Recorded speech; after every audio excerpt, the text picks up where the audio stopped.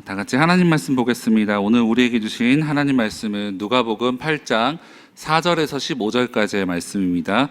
누가복음 8장 4절에서 15절까지의 말씀을 다 같이 드라마 바이블로 경청하겠습니다.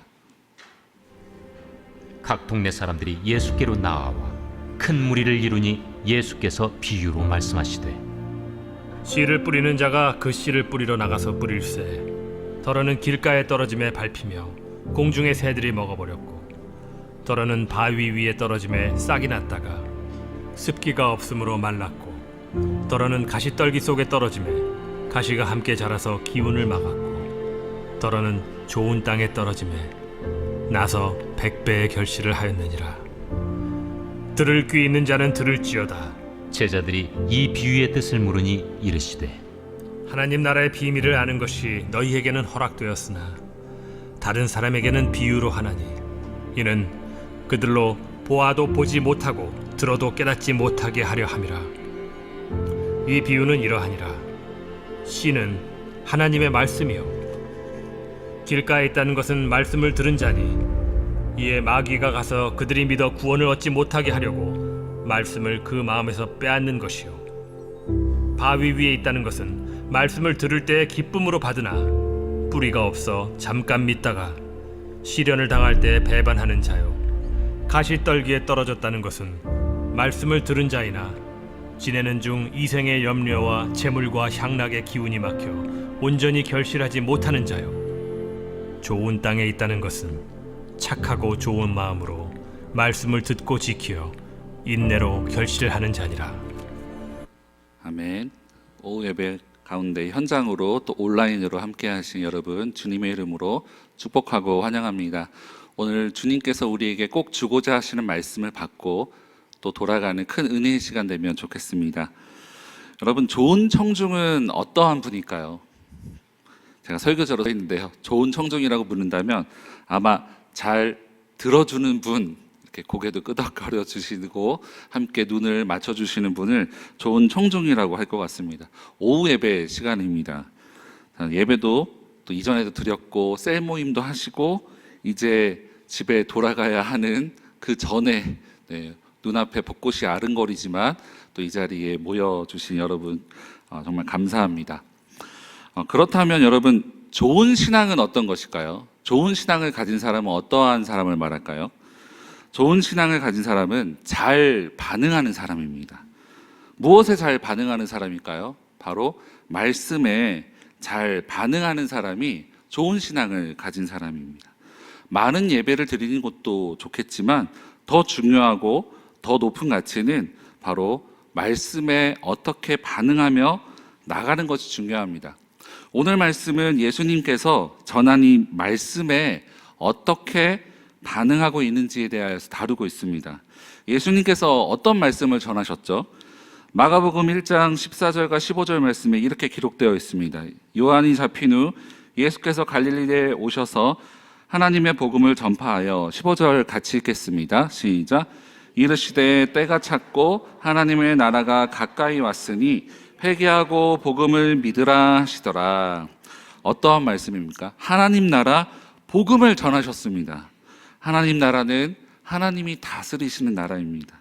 하나님의 다스림에 순종하는 그 나라, 하나님의 나라에 대한 풍성한 복음들을 예수님께서 전하셨습니다. 이 하나님 나라 복음을 들을 때 오늘 말씀에는 4가지 반응이 있음을 비유를 통해서 말씀해 주고 있습니다. 먼저 씨를 뿌리는 자가 땅에 씨를 뿌리게 되는데 여기서 씨는 하나님의 말씀이라고 했습니다. 밭은 듣는 사람의 마음을 뜻합니다. 그런데 이 씨가 같은 땅이 아닌 4가지 다른 땅에 떨어진다고 합니다. 여러분들은 참 정말 좋은 청중이기 때문에 말씀을 또 잘 들었기 때문에 4가지 밭이 어떤 밭이 있었죠? 첫 번째는 감사합니다. 길가였습니다. 또 2번 할 거니까요. 2번째는 어떤 밭이었죠? 컨닝을 하셔도 됩니다. 저를 안 보셔도 되는데 바위였습니다. 3번째는 가시떨기, 또 4번째는 좋은 땅이었습니다. 한 번 더 해볼까요? 첫 번째는 길가, 2번째는 바위 위, 또 3번째는 가시떨기, 마지막으로 좋은 땅이 있었습니다. 그런데 사실 우리 안에 이런 네 가지 땅의 모습이 모두가 있습니다. 그렇지 않습니까? 우리가 어떤 말씀을 들었을 때 어떤 상황에서는 이 말씀에는 길가 밭처럼 반응할 때도 있지만 어떤 말씀에는 또 가시떨기와처럼 반응할 때가 있습니다. 또 어떤 말씀은 좋은 땅인 부분도 있습니다. 그런데 네 가지 땅에서 열매를 맺는 땅은 딱 하나였습니다. 나머지 세 개의 땅에서는 열매를 맺지 못한다고 말씀합니다. 그렇다면 열매를 맺는 땅과 열매를 맺지 못하는 땅의 차이가 무엇일까요? 마태복음 13장 19절 말씀에 우리가 그 답을 좀 찾을 수 있습니다. 아무나 천국 말씀을 듣고 깨닫지 못할 때는 악한 자가 와서 그 마음에 뿌려진 것을 빼앗나니 이는 곧 길가에 뿌려진 자요. 길가에 뿌려진 자가 어떠한 자라고 말합니까? 듣고 깨닫지 못한 자라고 합니다. 그럼 반대로 좋은 땅, 또 옥토와 같은 땅은 어떤 땅일까요? 마태복음 13장 23절 말씀 우리 함께 읽겠습니다. 시작.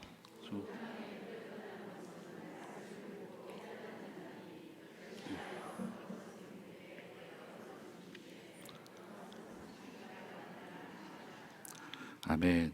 오늘 이거 하나만 알아가도 정말 좋은 것 같습니다. 좋은 땅에 대해서 우리는 약간 추상적으로 생각했을지 모르나 마태복음 말씀에서는 정확하게 말씀하고 있습니다. 듣고 깨닫는 땅이 바로 좋은 땅이라고 말하고 있습니다. 이 좋은 땅, 듣고 깨닫는 삶에 대해서 오늘 우리가 읽은 누가복음 8장 15절 말씀에는 구체적으로 그 삶을 이렇게 말씀하고 있는데요.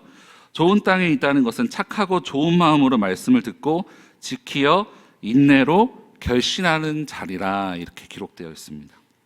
듣고 깨닫는다는 말은 말씀을 마음에 두고 지킨다는 것을 뜻합니다.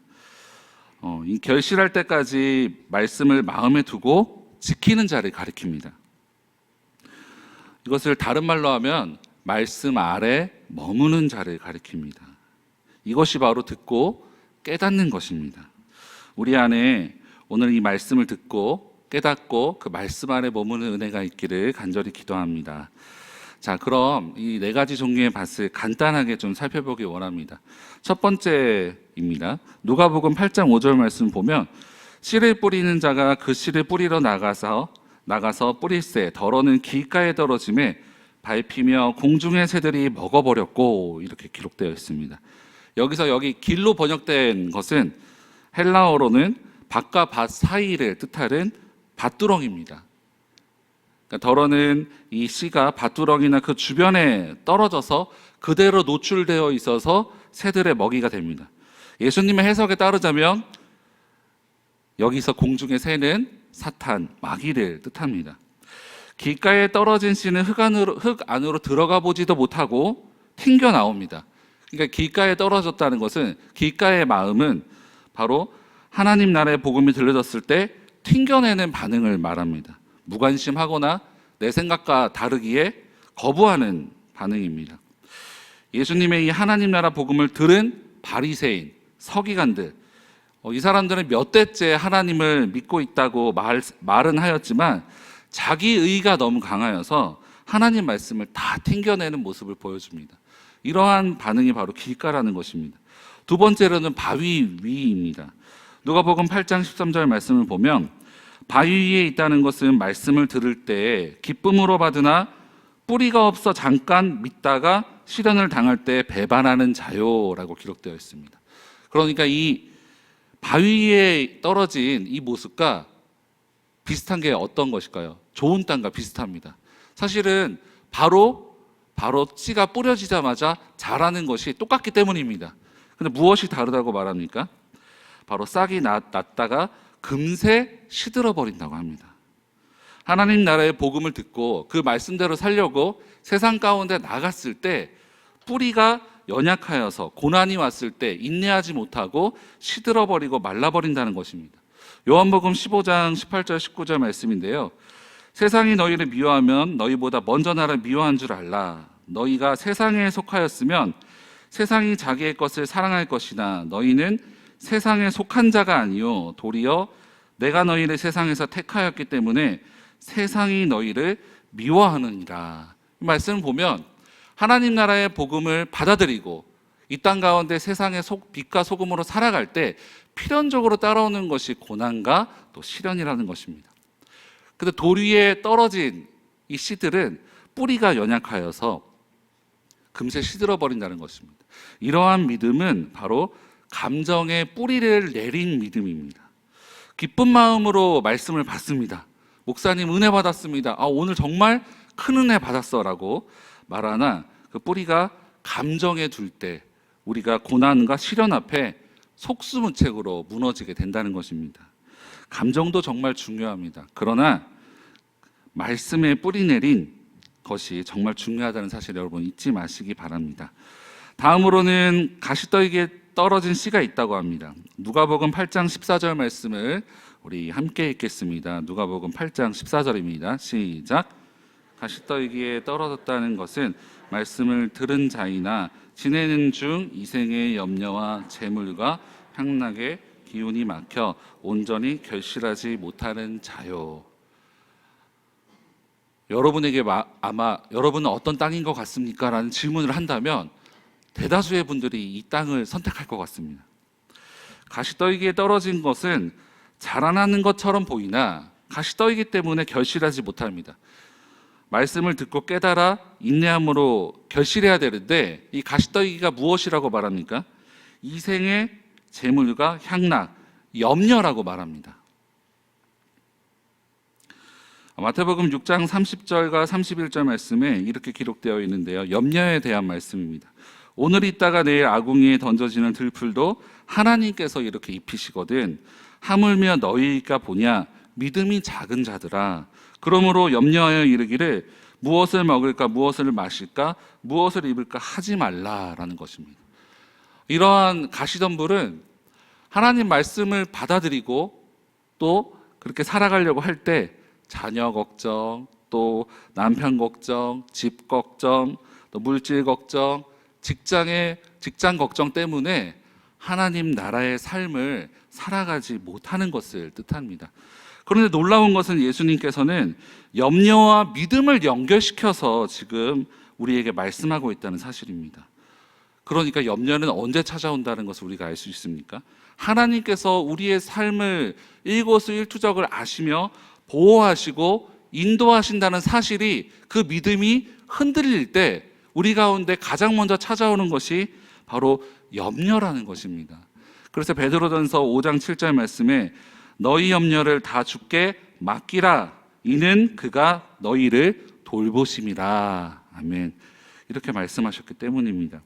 이스라엘을 돌보시는 하나님, 온 우주의 창조주 되시는 하나님께서 저와 여러분을 돌보심을 믿으시기 바랍니다. 우리 옆 사람에게 고백해 볼까요? 주님이 돌보십니다. 아멘. 네. 여러분 얼굴 가운데 큰 평안이 찾아온 것 같습니다. 우리 가운데 이런 굳은 믿음과 돌 같은 마음, 가시떨기와 같은 마음이 다 있습니다. 하나님 나라의 복음을 들었지만 결실까지 가지 못하는 그런 영역이 우리에게 다 있다는 것입니다. 하나님께서는 이 마음을 그대로 두시길 원하실까요? 그렇다면 하나님께서는 이 굳은 마음을 어떻게 기경해 가실까요? 오늘 좀 구약 성경 말씀을 좀 보기 원하는데요. 구약 성경에 굳은 마음을 가진 이스라엘을 향한 하나님의 놀라운 이야기가 나옵니다. 제가 한 절, 여러분이 한 절, 마지막 절을 함께 읽겠습니다. 에스겔 36장 25절부터 27절입니다. 맑은 물을 너희에게 뿌려서 너희로 정결하게 하되 곧 너희 모든 더러운 것에서와 모든 우상 숭배에서 너희를 정결하게 할 것이며 또 새 영을 너희 속에 두고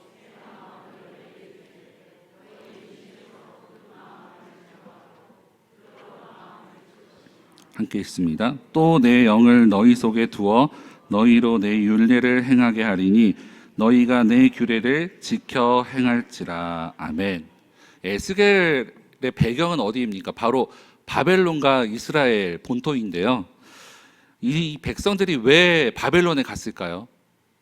우리 모두가 다 알고 있듯이 이스라엘 백성들이 주님 앞에서 불순종하고 또 하나님과 우상을 겸하여서 섬겼기 때문입니다. 그래서 이 이스라엘 백성들의 마음을 굳은 마음이라고 했는데, 이 굳은 마음은 문자적으로는 돌의 마음입니다. 문자적으로는 돌의 마음을 뜻합니다.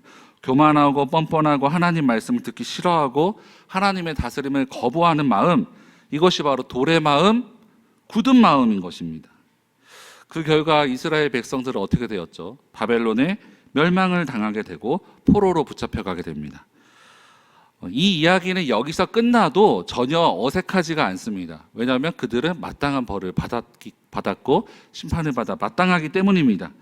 그런데 하나님의 사랑은 이 바벨론 땅에서 멈추지 않습니다. 심판받아 마땅한 이들에게 놀라운 구원 계획을 선포하십니다. 먼저 이 이스라엘 백성들이 다시 고국으로 돌아옵니다. 근데 고국으로 돌아온 것도 너무나도 감사한데, 그것을 넘어서서 먼저 어떻게 합니까? 죄악으로 더러워진 이스라엘 백성들을 깨끗한 물로 더러움과 모든 우상들로부터 깨끗하게 씻기십니다. 죄사함의 은혜를 베푸셨다는 것입니다. 우리도 마찬가지입니다. 우리가 아직 죄인 되었을 때 하나님께서 값없는 아들 예수 그리스도를 우리에게 보내주셨습니다. 우리는 예수 그리스도를 통해 죄사함의 은혜를 받은 줄 믿습니다. 그리고 성령으로 그 마음을 변화시켜서 하나님 말씀에 순종하고 싶어하는 자녀로 새롭게 창조해 가십니다. 죄사함을 지나서 이제 죄의 유혹과 맞서 싸울 힘이 없다면 구원은 일시적일 수밖에 없습니다. 이스라엘의 한계를 아시는 이 하나님께서 율례와 규례를 지키며 살 수 있도록 무엇을 주십니까? 새 영과 새 마음, 그리고 부드러운 마음을 주셨습니다. 이 부드러운 마음은 문자적으로 해석하면 몸의 마음입니다. 이것은 죽을 수밖에 없는 내가 유한한 존재라는 것을 깨달은 마음입니다. 나는 피조물이고 하나님은 창조주이십니다. 나는 주님 앞에 연약한 존재일 뿐입니다라고 하고 고백하는 마음이 바로 부드러운 마음인 것입니다. 성령님은 이 불순종하는 우리의 마음을 순종의 마음으로 바꿔주시는 분입니다. 그리고 하나님의 말씀을 깨닫게 하시며 지켜 행할 수 있도록 인도해 주시는 분이, 또 도와주시는 분이 바로 성령님인 줄 믿습니다. 우리도 이 성령님께 우리의 마음을 맡겨드릴 때 굳은 마음이 기경이 되어 부드러운 마음으로 변화되는 은혜가 있을 줄 믿습니다. 이 좋은 땅은 하나님의 말씀을 듣고 깨닫고 지켜 행하는 삶입니다. 마태복음 13장 8절인데요. 우리 함께 읽을까요? 시작.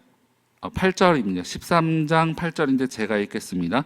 더러는 좋은 땅에 떨어짐에 어떤 것은 100배, 어떤 것은 60배, 어떤 것은 30배의 결실을 하였느니라. 하나님 나라 복음을 듣고 깨달아서 말씀에 순종하며 나아갈 때 어떠한 은혜가 있다고 합니까? 100배, 60배, 30배의 결실을 한다고 합니다. 예수님은 이렇게 씨 뿌리는 비유와 같이 하나님 나라가 전파되어진다는 것을 알려주고 있습니다. 제자들 눈에는 하나님 나라가 확장되는 것이 정말 답답하게 보였을 것 같습니다. 좋은 땅에만 뿌리면 될 것 같은데 그런 방법으로 하나님과 또 예수님이 사역하지 않으셨습니다. 어떻게 보면 인간적인 눈으로는 미련해 보이는 방법으로 하나님 나라가 확장되어지고 지금도 일하고 계십니다. 여러분, 한국의 첫 순교자 선교사님이 누구인지 아십니까? 바로 이곳저곳에서 들렸던 것 같은데요, 토마스 선교사님입니다. 근데 토마스 선교사님 이야기를 좀 나누고자 합니다. 이분은 원래 부인과 함께 중국 선교를 떠나고자 합니다. 그래서 준비를 해서 중국에 도착하자마자 부인이 풍토병으로 세상을 떠나게 됩니다. 하나님의 인도하심을 받고 왔는데 부인이 떠나게 되자 엄청난 상심을 하고 토마스 선교사님은 선교사직을 내려놓게 됩니다. 그리고 세관원 일을 하게 됩니다. 근데 그러다 다시 하나님의 부르심을 받고 이제는 조선 땅을 향한 하나님의 마음을 받게 됩니다. 그래서 조선 땅에 들어갈 기회를 계속해서 노력하고 있던 중에 한문 성경 수십 권을 가지고 한국에 들어갈 기회를 얻게 됩니다. 그렇게 이 토마스 선교사님은 조선 땅을 밟는 기대를 가지고 조선 땅에 오게 됩니다. 그러나 조선 땅에 들어오는 과정 중에 문제가 생기게 되는데 그 결과 박충건이라는 사람의 칼에 의하여서 이 토마스 선교사님은 순교하게 됩니다. 그렇게 이 토마스 선교사님의 나이가 27살 때 이 조선 땅에서 순교하게 됩니다. 하고 싶고 계획한 것이 엄청나게 많았을 텐데 토마스 선교사님은 우리가 보기에는 그 당시에는 아마도 허무한 죽음으로 보입니다.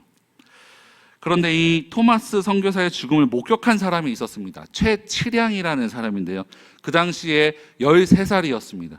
이 13살의 나이에 토마스 선교사가 흘린 성경책 3권을 가지게 됩니다. 그런데 서양 사람들의 물건이 내가 가지는 것이 너무나도 두려워서 이 성경책 3권을 박영식이라는 사람에게 줍니다. 그런데 이 박영식이라는 사람이 이 성경이 어떤 책인지 모르고 자기 집에 도배를 하듯이 성경을 한 장 한 장 뜯어서 자기 집 벽에 이렇게 다 붙이게 됩니다. 그런데 그 벽에 붙여진 성경을 읽다가 이 박영식이라는 사람이 예수님을 구주로 영접하게 됩니다.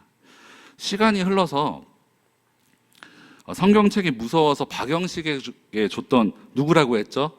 최치량, 이 성인이 되었습니다. 그래서 박영식의 이 집을 구입해서 그곳을 주막으로 만들게 됩니다. 그런데 이 토마스 선교사가 죽은 지 27년 뒤에 마페 선교사님이 평양에 복음을 전하기 시작했습니다.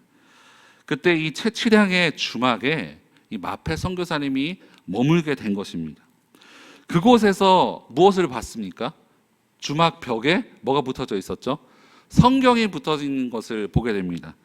그래서 마페 선교사님이 그냥 지나갈 수 없었겠죠.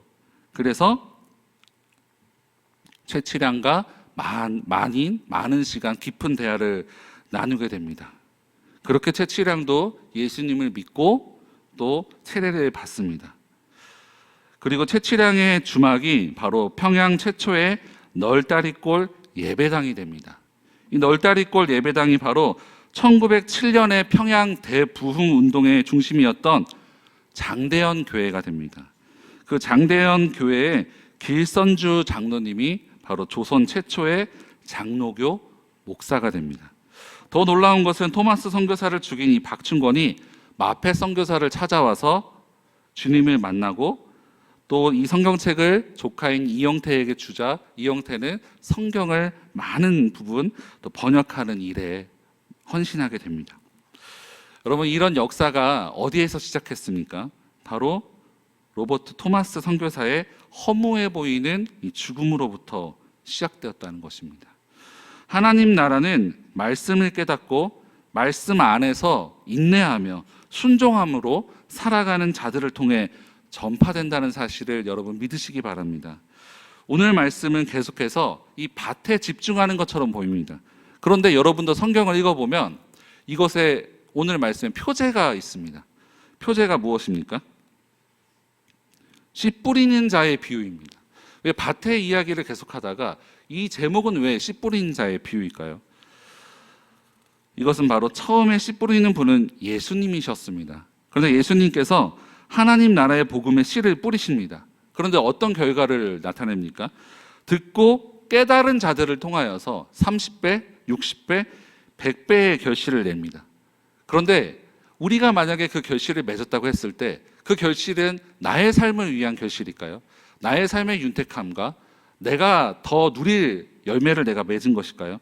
그것이 아니라는 것입니다. 여러분, 그 열매 안에는 무엇이 들어있죠? 바로 씨가 들어있다는 것입니다. 하나님께서 결실하게 하신 이유는 이 맺은 열매를 다시 뿌리라는 것입니다. 앞으로 이 제자들도 이 일에 동참하게 될 것이고 이 일을 통하여서 이 방법을 통하여서 하나님 나라가 세워져 간다는 것입니다. 5월에 디온니온이 있습니다. 근데 제가 셀 신방을 하다 보니까 많은 분들이 기도 제목을 보면 남편, 또 부모님, 자녀, 친구, 아직 믿지 않고 복음을 듣지 못한 분들에 대한 기도 제목을 아주 많이 보게 됩니다. 가장 많이 간절히 기도하는 제목은 남편과 또 아내와 자녀였습니다. 여러분, 이번 디오니언에는 좀 담대함을 가지고 전했으면 좋겠습니다. 오늘 말씀을 보면은 씨에 문제가 있다는 이야기는 단 한 번도 나오지 않습니다. 그러니 이게 참 위로가 되지 않습니까? 우리가 뿌리는 그 씨는 다 좋은 씨라는 사실을 여러분 잊지 마시고, 또 뿌린 씨를 듣고 깨닫는 자에게는 결실이 있다는 것을 믿고, 우리의 가정, 그리고 교회, 그리고 우리 지역과 직장에 이런 씨를 뿌리며 나아가 하나님 나라 영광 돌리며 하나님 나라 확장에 또 함께하는 저와 여러분 되시기를 주님의 이름으로 축원합니다. 함께 찬양하며 나갑시다.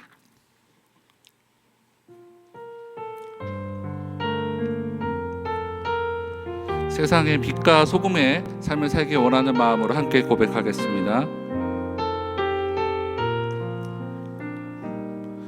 주의 말씀 따라서 살아가기 원하네.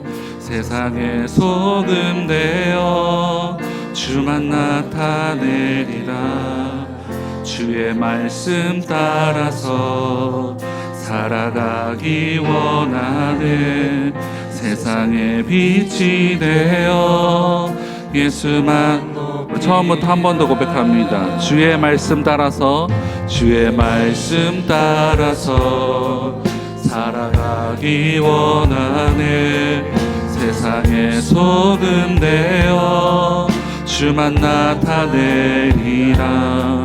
주의 말씀 따라서 살아가기 원하네. 세상의 빛이 되어 예수만 높이리라. 하나님 나라 임하시오며 거룩한 뜻이 이루어지리라.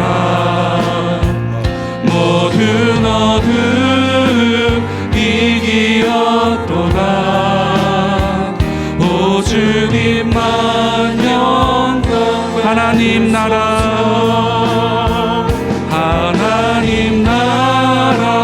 임하시오며 거룩한 뜻이 이루어지리라. 모든 어둠 이기었도다.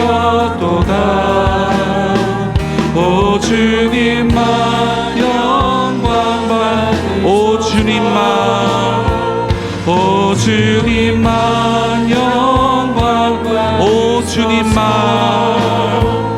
오 주님만 영광 받으소서.